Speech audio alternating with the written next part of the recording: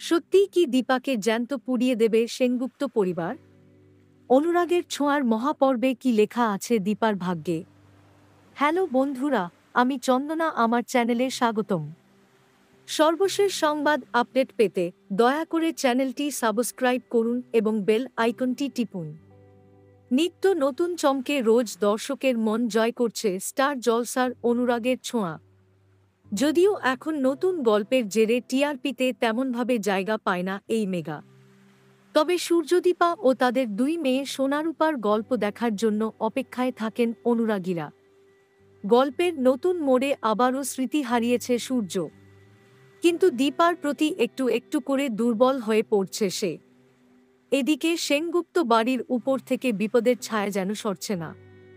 একদিকে কুন্তলা, অন্যদিকে উর্মি যেন উঠেপড়ে লেগেছে পরিবারের ক্ষতি করার জন্য।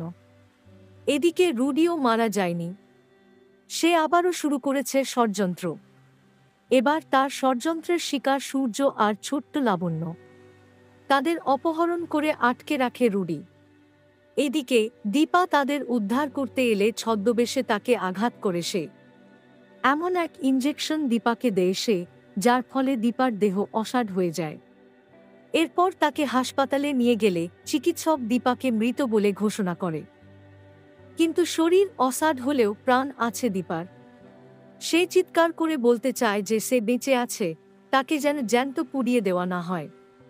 সূর্যকে বাঁচাতে বলে, কিন্তু কেউ শুনতে পায় না তার কথা। কি হবে এবার? সত্যিই কি দীপার করুণ পরিণতি হতে চলেছে?